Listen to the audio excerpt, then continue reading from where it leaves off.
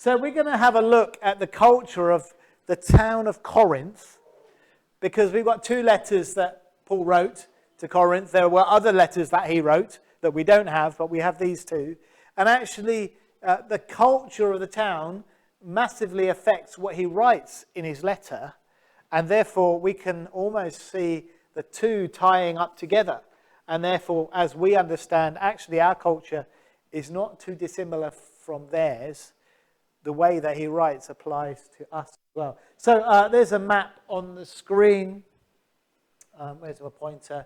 Corinth is there. Oh, pointer's not working. It's there. And in a sense, this little area of land is one of the key things about Corinth. There is now a canal that runs through there. You can sail your ships through there. There was not a canal then, but there was a road. There it is. They used to drag the ships out of the sea on like a little railway cart and drag it across that spit of land. It's about 2 miles. There's some more pictures there. And there's an artist's impression of a ship being dragged. So the key is this: because this area of Greece, there's obviously lots of trading going on. This is 200 miles to sail, but it's 2 miles to drag your ship across land. So it's quicker and easier and less risky to get your ship out the water and put it back in the other side. Or if it was a really big ship, they would unload it, carry the stuff across and load it onto a new ship. But that was, in a sense, that's what Corinth was all about. There are 2 ports either side of that spit of land there. And so Corinth is all about trade. It's all about, seafarers, sailors, and accommodation, and all of the other stuff that goes with sailors in port. I don't need to talk to you too much about that. So it was founded in 146 BC and was pretty poor until it was rebuilt. It was sort of destroyed in war and was rebuilt by Julius Caesar. And it was named a Roman colony by him, and a bunch of the people that lived there were former soldiers and also some freed slaves.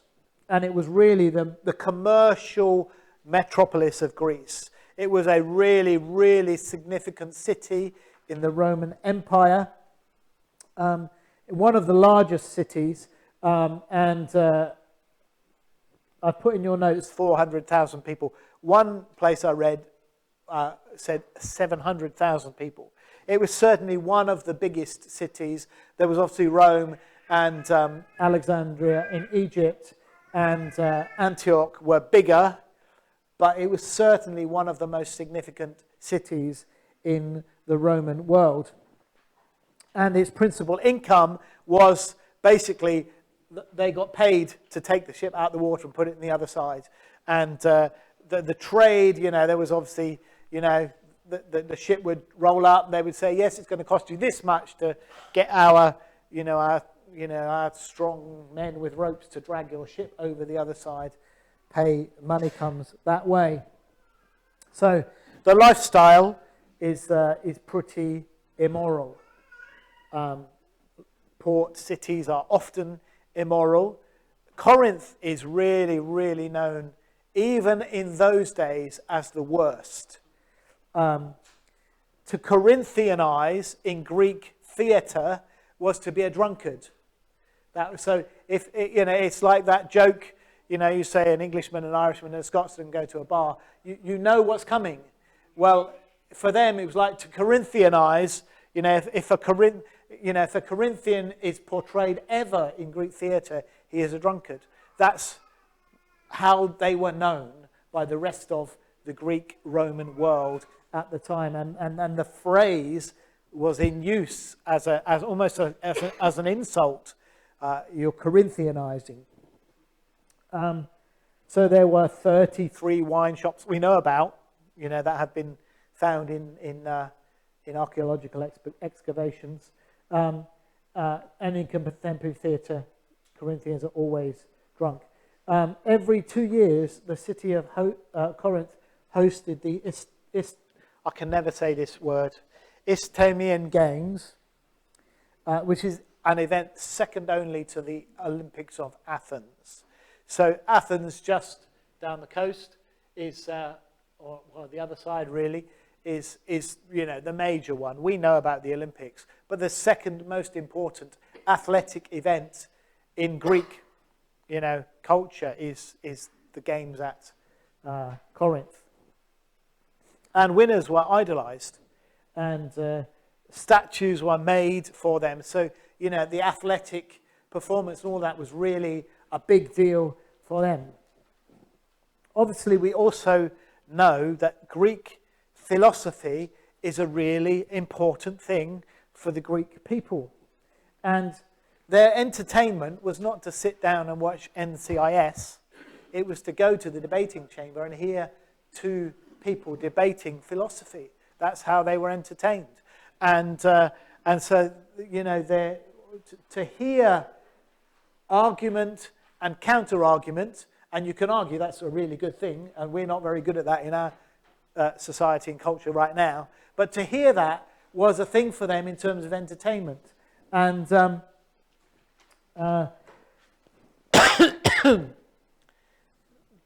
but then also, and this is something we see in our societies, that a spirit of litigation grew up.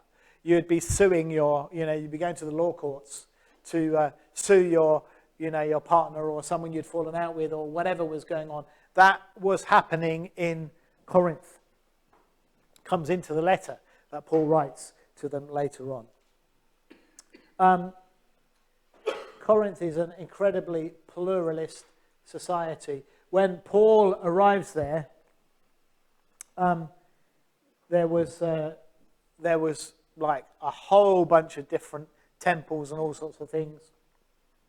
There would have been the ruins of a large temple on I think it was on the mountain that you can see in the background on the screen to Apollo, Aphrodite. And in the town, even at that time, before it was destroyed, 100 odd years before and rebuilt, there'd been 1,000 prostitutes, and it seems like the prostitutes remained even though the temple was destroyed. So at the time that Paul visited, there's a large temple to Apollo.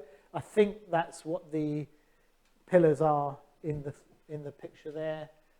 There's some other pictures here of various ruins of temples in Corinth. So there's also temples to Poseidon, Hermes, Venus, Isis, and Asclepius. And there's a pantheon, which of course is dedicated to all the gods. So, this is a pluralist society. Basically, you can worship whoever you like. And many of them worshipped all of those gods. And so for the early church, who's saying there's one God, this is a challenging place to be.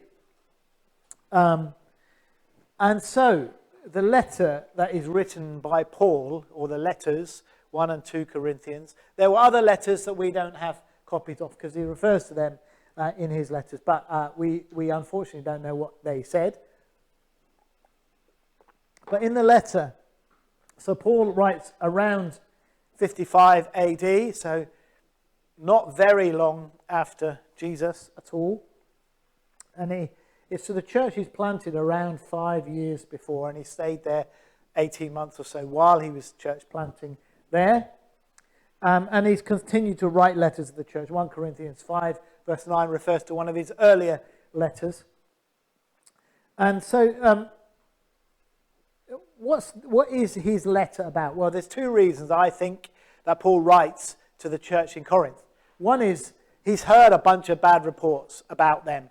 They're doing some stuff which is not good for the Church of Christ to be doing. And then the second thing is they've also written to him with a bunch of questions. So there are two things that he's doing. First of all, he's telling them off for their lifestyle, for certain things that has come into the church that are all related to the outside culture. And second, he's answering questions. And that helps us, as we read the letter, to understand, excuse me, especially if we understand when he's dealing with the issues, when he's answering their questions. So, Paul deals with 10 issues that are problems within the church that are all related to the culture of the town. I've put a list there. I won't read them through because we'll go through them one at a time. But many of these issues have been influenced by the culture that the church, these new Christians have come out. You know, they may be in their Christian 5 years or so, but they might have been in their culture for 40, 50 years, whatever that might be.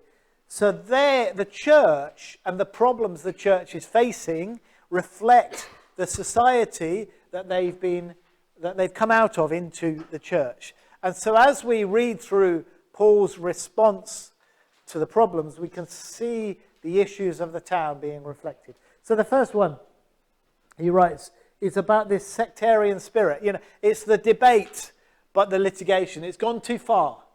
And arguing together. 1 Corinthians 1 verse 10, Paul says, don't let there be divisions among you. Paul writes to them because there are factions in the church. And in a sense, division is normal in Greek society. To argue and to be on the side of one philosopher or the other philosopher is normal. You can be in the school of, Plato or Aristotle, although they were quite similar, weren't they? But there we go. This is normal for them. They make arguments about who is right.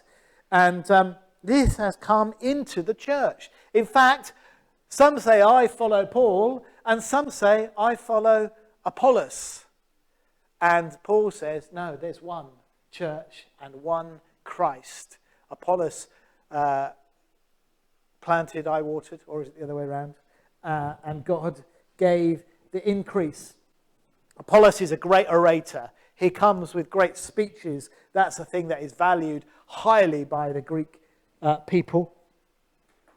Paul says, I came not with persuasive words, but he says, there's one church, there's one Christ, one truth. I planted, Apollos watered, but God gave the increase. So he's challenging this sectarian thing where you have to gang up against each other or side yourself with a particular leader, or no, we're all together in this. The second thing he deals with is a liberal attitude towards sin. His comment, he says, it's actually reported there's sexual immorality among you, and you're proud of yourselves. Actually, it's incest going on within the church as you read more. And they'd become so used to sin that they had become hard-hearted. They were almost celebrating their grace. You know, we can be inclusive, and we should be inclusive of people outside the church who have not yet repented and need to. But when people become part of the church, repentance is one of the keys to salvation. We change and we say, I'm going to turn away from my sin and I'm going to start to live the way that Jesus called me. And actually the church is celebrating people who have not done that. And so they become proud of their acceptance of sinners. And so the culture they lived in encourages this type of lifestyle. But Paul says in another place, in another book, to a different group of people, don't become so well adjusted to your culture that you fit in without even thinking. And that's what was going on here in Corinth. It's what goes on so often here in the UK and in the church, wherever it is. It's really interesting. We were having a conversation earlier today about politics in the United States. And if you were to look at the church in the United States, you probably, us as British people, would say, all the terrible things, their culture, they fitted in. And when we look from another culture into theirs, we can see how they fitted into their culture. But I think the reverse is true. When Moise comes here from Africa, he looks at the church here and he says, you fitted in so much to your culture that you've done it without thinking. And when you look at somebody else's culture, it's really easy to see. But when we look at our own culture, really hard to see. And that's what Paul is challenging here as he writes to them. In chapter 6, he talks about lawsuits. As I've said to you, the Greek culture is one of lawsuits. It's suing one another. It's doing all of that stuff. Paul says, don't sue one another. Even one brother takes the other to court. He said it's better to concede than it is to break down those relationships. It's better to say, okay, you take the business or you do this or whatever. Sometimes, we call it these days being the bigger man, doesn't it? But actually, it's about sometimes saying, okay, they might be wrong, but I'm just going to let them get on with it and do it for the sake of the kingdom of God. Give up your rights, concede the point, get on with life. Nothing is worth destroying relationships over. Nothing is worth destroying the church over. Chapter 6, he talks about sexual immorality. In Corinth, it's lawful, it's encouraged to be immoral. But what is lawful in the world is not what is lawful or right in the church. And Paul clearly says, run from sexual sin. He talks about food that's sacrificed to idols. Again, these are all things that he's heard, problems that he's heard in the church. And, these people are living in a city full of idols. I read a list of the gods that they worshipped, but then there's the pantheon, which is obviously all the gods anyway. So what's likely to be happening is that food in the markets are being sacrificed to idols. All of that stuff is going on. It's a lump of wood. Paul says this. We know that an idol is not really a god. Actually, there's a passage in one of the Old Testament prophets. It might be Jeremiah, where he's like, you make an idol with, you cut the tree down, you make an idol with one bit of wood, and you cook your dinner on the other bit of wood, and then you worship the idol. Really almost taking the mickey out of people that are worshipping idols. But that is, in a sense, what it is. But what Paul says here is, but not everyone understands this. If somebody's just come out of the world into the church, the idols can be really real for them. And actually, we had this conversation at home as well earlier. The occult and spiritual stuff is really real. And when you've been involved in that and you come out of it, those people who have, it was you, Sarah, I had that conversation earlier, wasn't it? So, when you've come out of it, then you're much more aware of it. And you really are almost challenging, and the rest of us can easily overlook it because it's part of culture and we're not too bothered by it. But Paul talks about that sort of food. And in a sense, we know it's not a sin to eat that food because they're not real at all anyway. It's just a lump of wood that's been carved. But for somebody who doesn't, we have to consider their attitudes. And Paul used the example of the Jews who left idolatrous Egypt and then got sucked back in to its culture. Moses, literally days after they've all encountered God at the Mount Sinai, Moses goes up the mountain and they make an idol make a golden calf. It's very quick. You can slip back into culture. So he's saying, stay strong. If you think you're standing strong, be careful, for you may fall into the same sin. So really, it's just to avoid that stuff. Head covering. This passage is confusing. I grew up in church and women were expected to wear hats because of the misunderstanding of this passage. And again, as I said before, it's easy for us to look into history and find stuff now. It wasn't then. So people read this stuff and said, oh, we should wear a hat. Well, no, there are two things here. Two things are clear from this. First of all, the passage is not about wearing a hat. It's about who are you submitting to. So it's about submission. And it says we should all submit to one another, which is an interesting thing because we're not all good at submitting to one another, are we? Some of us like not to submit. And secondly, your hair is the covering for your head. If you read that passage, it doesn't talk about wearing Dave's wearing a baseball cap. It doesn't talk about wearing a baseball cap or not wearing a baseball cap. It's talking about your hair. And so there are two ways we can understand that this is culturally applicable to the Corinthians, which isn't necessarily culturally applicable to us. It's all right, Tim. Men can have short hair. So, so there are two things. First of all is this. There's a cultural explanation to this. In Corinth, the prostitutes shaved their heads. So that was almost a sign of being a prostitute. And so Paul is saying, girls, don't come to church looking like a prostitute. That's, in a sense, that one of the things he's saying. But then the other thing is this, and when I was at Bible college, this amazing thing happened. One of the women there, she's not, let's say she's not very good at submitting. She was one of the lecturer's wives, and she knew she wasn't very good at submitting. She was a rebellious type of person, and something upset her. She was really frustrated by something somebody had done, and she went, "Oh, I feel like shaving my head." Because it's a sign of, in our culture, it's a sign of rebellion, isn't it? And then another thing happened to me many, many years ago, probably 35, 40 years ago.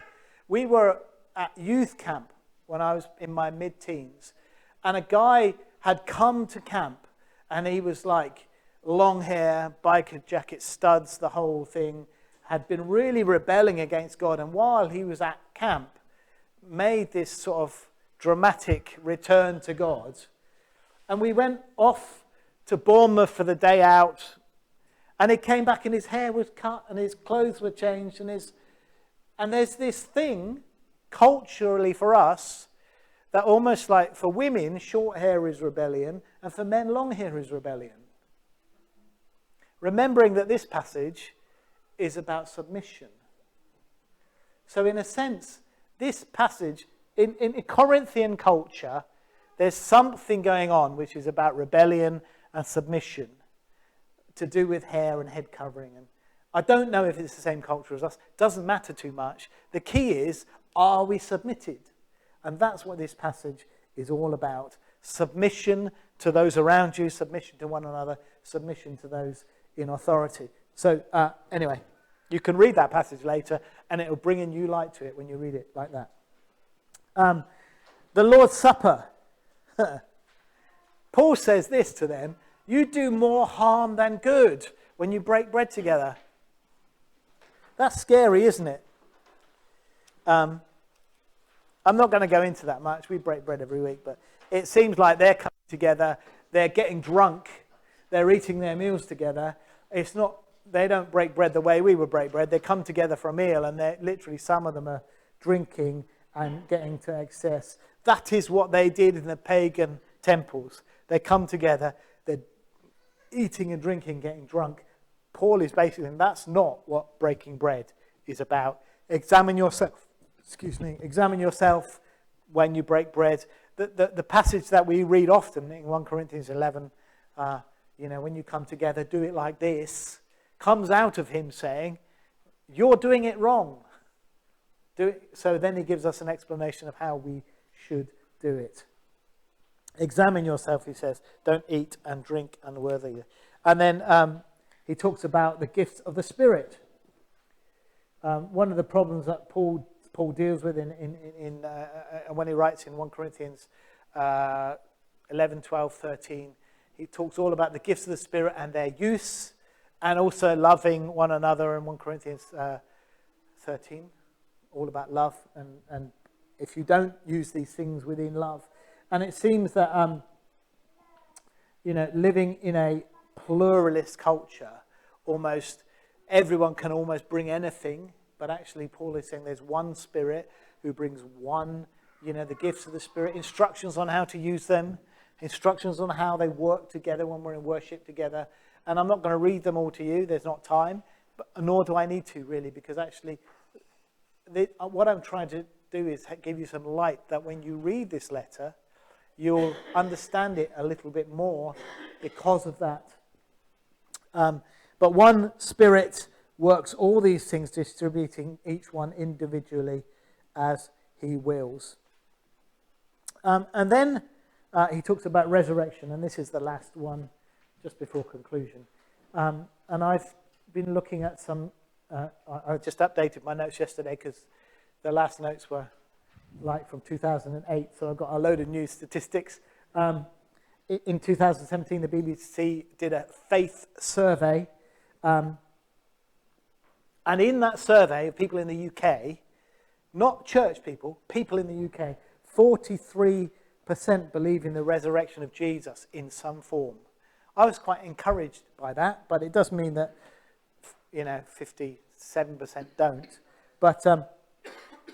But nearly 100% of Christians believe in a resurrection of Jesus of some form. It's something like 99.7% believe in the resurrection of Jesus in some form. That could be the physical resurrection, literally word for word as it's described in the Bible, or it could be a spiritual resurrection. But, that is broken down to more than 50%, 55% of active Christians. That's people who regularly go to church, believe in a bodily resurrection of Jesus, a physical resurrection. That tells me that 45% of active Christians don't believe in a bodily, physical resurrection. That probably means, because there's nearly 100% of, those others believe in a spiritual resurrection of some thought. That demonstrates that we are being influenced by Greek culture, which says there's a resurrection, but it's spiritual, a resurrection of the soul, not of the body. And one theologian on Wikipedia says Plato, together with his teacher Socrates and his student Aristotle, helped lay the philosophical foundations of Western culture. You cannot quite argue that's the case for the church in the West, but it almost is. That we're taking Greek thinking in terms of resurrection. And so Paul is writing really strongly to say, no, the resurrection is a physical event. Jesus rose from the dead. One day we will rise from the dead. So Paul is challenging Greek cultural thinking here, and which is there is a spiritual resurrection, but not a physical resurrection. And he's saying, no, there's a physical resurrection of the dead here. So, and in chapter 15, verse 12, he's writing them because some have started to say there's no physical bodily resurrection of Jesus. This Greek culture is bringing its theology into the church, and he's challenging that idea.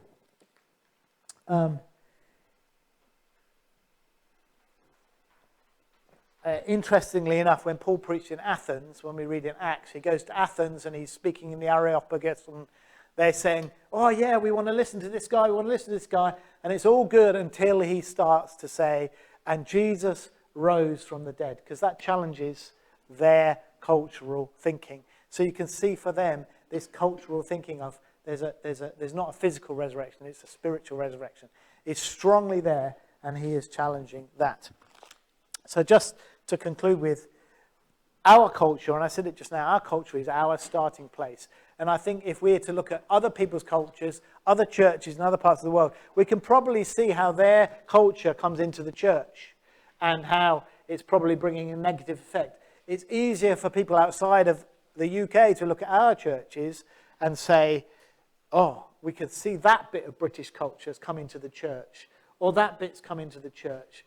And we have to really challenge ourselves and say, what is it that our culture influences us, changes us, takes us away from the gospel and the word of God, and imposes itself on us? Really important for us to know that culture changes us. Our culture changes us. And really important to know that the people in the Bible, their culture changed them, and a lot of the letters of the New Testament are written to specific issues. And a while ago, we did a series of teaching on, what if Paul were to write to us? What are the cultural issues we might see here? And I think that's a question we can continually be asking ourselves. We need people from outside our culture almost to be a prophet to the church. So let's consider this week, what do we watch, what do we read, what do we listen to, who do we spend time with? That's what culture is, isn't it? And so are those things godly, or am I adopting the culture of this world? Good, thank you for listening. Next week we're going to look at Philippians, or Philippi, which will be much shorter than this. And then I'm going to look at one of the issues which I think has been affected most in the Western church by our misunderstanding of Scripture, which is women in ministry. So we'll have a look at that next week and see how that goes.